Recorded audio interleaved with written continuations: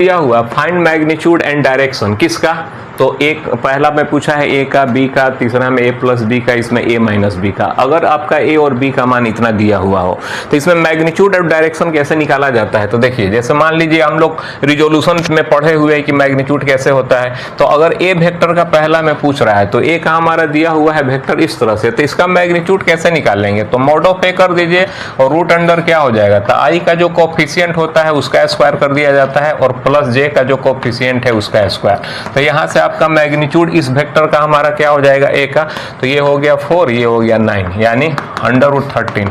कुछ नहीं यूनिट है तो यूनिट हम लोग यहाँ लिख देते हैं, ये 13 आपका आंसर हो जाएगा, यानी ए का मैग्नीट्यूड इतना हो गया। अब इसका मान लीजिए डायरेक्शन निकालना है तो डायरेक्शन के लिए tan थीटा हम लोग करते हैं और वो क्या होता है, तो जे का जो कोफिशिएंट है वो ले लेते हैं डिवाइडेड बाई आई के कोफिशिएंट है ये कर लेते हैं। तो थीटा यहाँ से आपका क्या आ गया, tan इनवर्स 3/2, यानी आप इसको tan इनवर्स 1.5 कर सकते हैं। तो 1.5 यानी 1 डिग्री से ज़्यादा इसका ये आपका 1.5 मतलब 1 से ज़्यादा वैल्यू है, मतलब tan 45 से ज़्यादा ये एंगल होगा।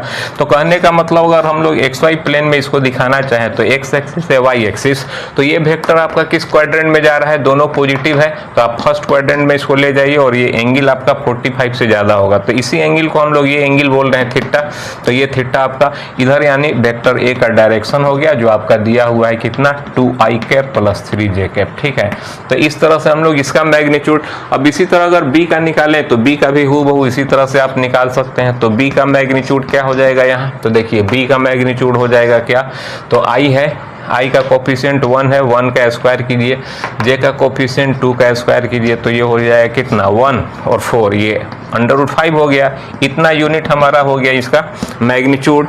डायरेक्शन के लिए फिर इसमें tan थीटा इक्वल टू क्या करेंगे, तो जे का कोफिशिएंट देखिए 2 है और आई का कोफिशिएंट 1 है, तो 1 कीजिए यानी 2 हो गया, यानी थीटा हम लोग का कितना हो जाएगा, tan इनवर्स यहाँ 2 हो जाएगा।